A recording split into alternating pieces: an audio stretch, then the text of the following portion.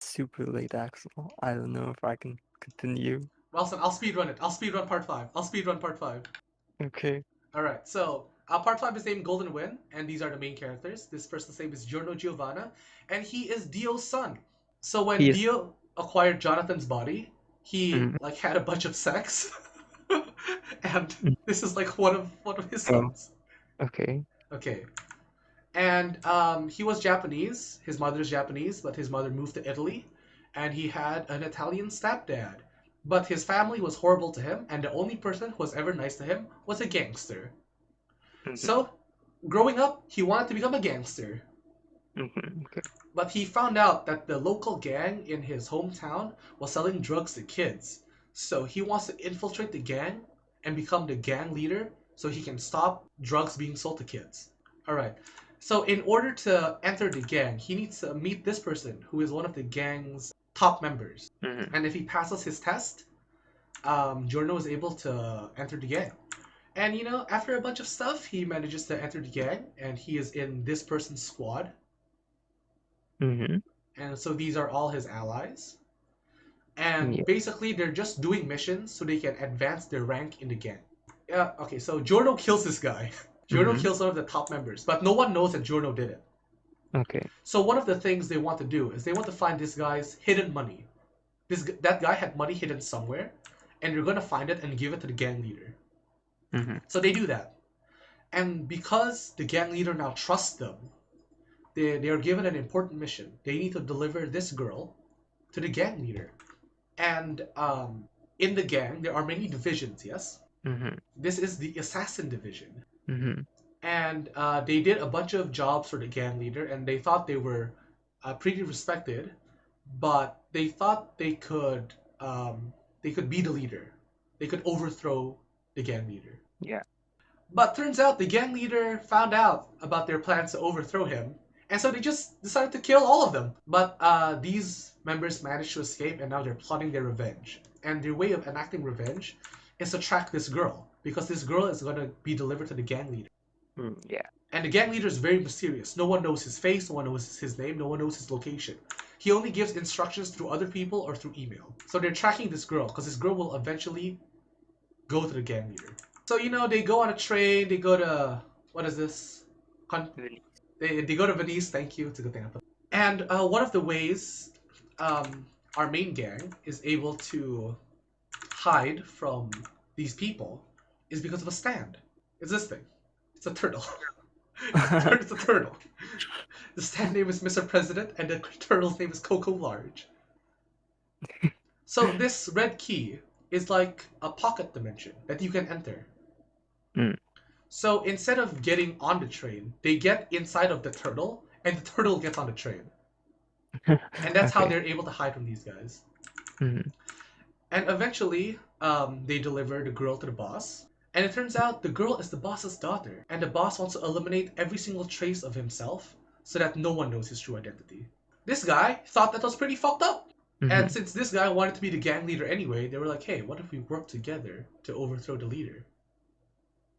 Mm-hmm. Yeah. And everyone was like, okay. And this guy said no. So now he's out of the story forever. Okay? So this guy's stand is called Moody Blues. He's able to rewind time. It's another time thing. It's gonna be. So his stand is able to take the appearance of an object or a person, Mm-hmm. and he's able to rewind time so that his stand shows what happened in that specific area in that specific time period. Mm-hmm. For Mm-hmm. example, if he turns into you and he rewinds time by 5 minutes, he can see what you were doing 5 minutes ago. Okay. And they know that the boss was on a beach 15 years ago. So Mm-hmm. they all decide to go to the beach to see what the boss looks like. Mm-hmm. But the boss finds out about this, and he just kills this guy. Mm-hmm. So they are not any closer to finding out the boss's identity, and their only lead is basically gone. Mm-hmm. Okay. And this is the boss.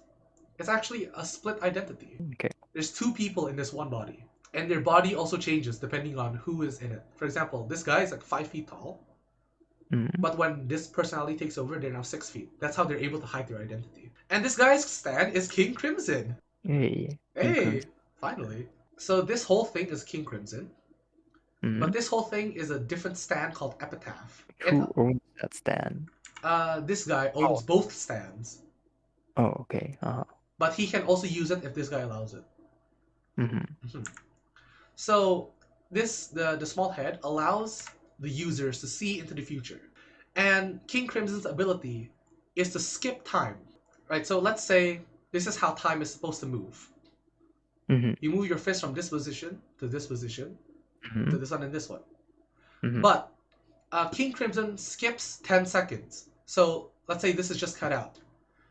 Yeah. So in one moment, you're preparing your punch. But when you realize it, when you realize that time has been skipped, your punch has already been thrown.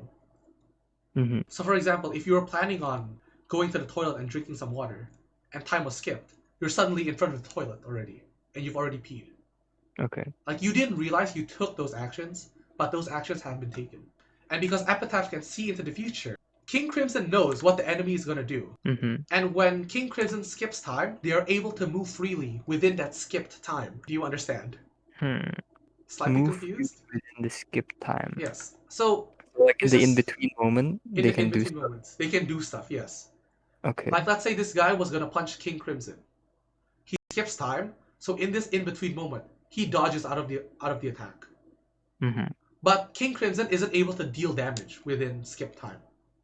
Okay. He needs to wait until this point in time before he is able to attack anyone. Mm-hmm.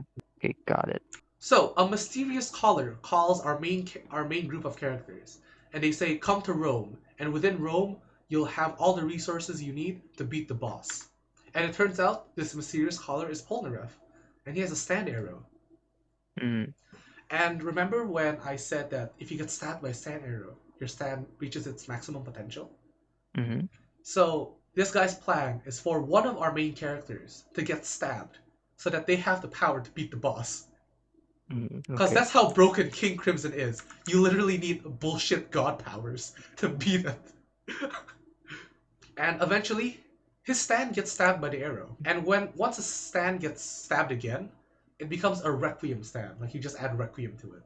So this is Okay. Silver Chariot Requiem. He is the shadow of one soul. Now, what does that mean? It means that whatever attack you deal to this thing, you will receive it also. And this thing cannot die. I mean, it can die, but very complicated. And its only goal in life is to get the stand arrow away from the boss. Okay. Because, like, if you get stabbed with the arrow, the power you get will grant your greatest desire at that moment when you were stabbed. And in that moment, he wanted the arrow to get away from the boss, because the boss was about to stab himself with the arrow. So Wow. the boss was about to get the arrow to stab himself with it. So he was like, Mm-hmm. okay, I'll just stab myself so that we have an escape from this. Okay. Yeah. But a side effect of this guy's power is that he turns everyone to sleep, the entire city of Rome to sleep, and he swaps souls. Like this girl is now in this guy's body, and this guy is now in this girl's body, Okay. and this guy is and so on and so forth. Oh, everyone switched bodies. Everyone switch bodies, but even though they switch bodies, they use their own stands. Mm-hmm. Like even though this guy is in this guy's body, he's able to use this stand because stand is your fighting spirit. It's your Mm-hmm. soul essentially. Mm-hmm. And this guy swap bodies. Now, because whatever damage you deal to Silver Chariot, you also take, they find out that this guy is the representation of your own soul. Because whenever you look at Silver Chariot Requiem, you see a shadow. And no matter where you look, the shadow is always like facing a different direction, no matter what angle you look, which means that the light source that's casting the shadow is different each time. Yeah. And the light source is your own soul, which is located at the back of your head. So the boss figured it out. The boss figured out that there's a soul behind you that's casting the shadow. So if you attack your own soul, you'll be able to damage Silver Chariot Requiem. Mm-hmm. So in Yeah. order to damage this guy, you must damage your own soul. And that's when he picks up the arrow and he's gonna stab himself. But this guy also figured out about the whole soul thing. So he decides to kill himself by killing his own soul. Because his soul is now destroyed, Silver Chariot Requiem is also destroyed. And because the stand is dead, everyone now goes back to their original bodies. Mm-hmm. So because this guy was in this guy's body, and he was holding the arrow. Now it's Yeah. not him that's holding the arrow; it's this guy. Mm-hmm. This is complicated as shit. I know. I know. And then Giorno gets the arrow, and he gets Golden Experience Requiem. That's the name of his stand. It's Golden Experience. Mm-hmm. And in Requiem state, his power is to return things to zero. Mm-hmm. What does that mean? Watch the show, because I also don't know how to explain it to you. So he gets his bullshit god powers, and then he becomes a gang leader, and all of Italy is saved from drug use. The end. That's it. Okay. That's the end of part 5. And part 6 is literally gonna take 1 more hour. Oh no. So let's do this next time. Okay. Yeah. So Is I'm it done? gonna re-explain this stand to you because you said you didn't understand it when we were recording last time. Mm-hmm. Uh-huh. Okay, so what had happened was this guy wanted to get the arrow away from the boss. Mm-hmm. So he stabbed himself. Mm-hmm. And when he stabbed himself, everyone fell asleep and they woke up, they switched bodies. And then they saw that this thing was holding the stand, arrow. So they want to get the arrow back, right? Mm-hmm. So they tried attacking this thing to get the arrow back with their Mm-hmm. stands. But whenever they pulled out their stands, like for example, this guy's stand, when he pulled it out to punch this guy, Mm-hmm. he would just like not punch the guy. He would like punch this guy instead. Okay. Yeah. Mm-hmm. So essentially, if you try to attack him, you will never damage it in any way possible. Mm-hmm. And then the boss figured out that no matter who is looking at the stand, no matter what location it is, the shadow of the stand will always point north or whatever, right? Mm-hmm. And that's not how shadows work. The position of a shadow is dependent on the position of the light source. Mm-hmm. So he figured out that the light source of the shadow is different for each person. And because we can't damage it with our stand, which is a manifestation of our soul, or like manifestation of our fighting spirit, it means that this guy is like the shadow of our soul, and our soul is the light source. Also, it's not like the shadow of one specific person. It's Mhm. everyone. It's Okay. Yeah, everyone. that makes more sense now. Mhm. Okay. And he figured out, I can't attack this thing because it means attacking myself. Mm-hmm. So I'll just purposely attack myself. Mm-hmm. So they specifically attack the soul, like instantly. Like this is a thing that you can interact with, Mm-hmm. but But only you can see your own soul. won't you like die if you attack your own soul? Yes, you would die. But this guy, he's like, I'll just damage it to the point where I won't die. So if like you damage your soul and then that black shadow thing dies, does it die for everyone, or like does another person still see the shadow thing It because they dies for still have their everyone. soul? So only one person's soul just has to die. Yes. But this guy Okay. didn't kill his own soul. He just damaged it. Mm-hmm. So because he damaged it, like the arm part or like half the body like exploded essentially. Mm-hmm. So it dropped the arrow, and that's when he was able to get the arrow. Mm-hmm. But this guy was in this guy's body. Mm-hmm. So this body was holding the arrow. Mm-hmm. But this guy figured out that if the stand dies, the effect of the stand will end, which means that everyone will go back to their original bodies. Oh, so his like genius plan just falls back, like it just fails. So he Just by kills pure himself. coincidence. Uh-huh. This guy kills himself. So Mm. this body now has the arrow, but he doesn't. But he's back in his own body, yeah. So he just helped them. Yes. Okay. To be fair, no one figured out why the fuck they couldn't attack the stand, okay? Only this guy figured it out. Mm. And after 2 minutes, this guy also figured it out. So there's like a delay. I get it now. Yeah. Okay.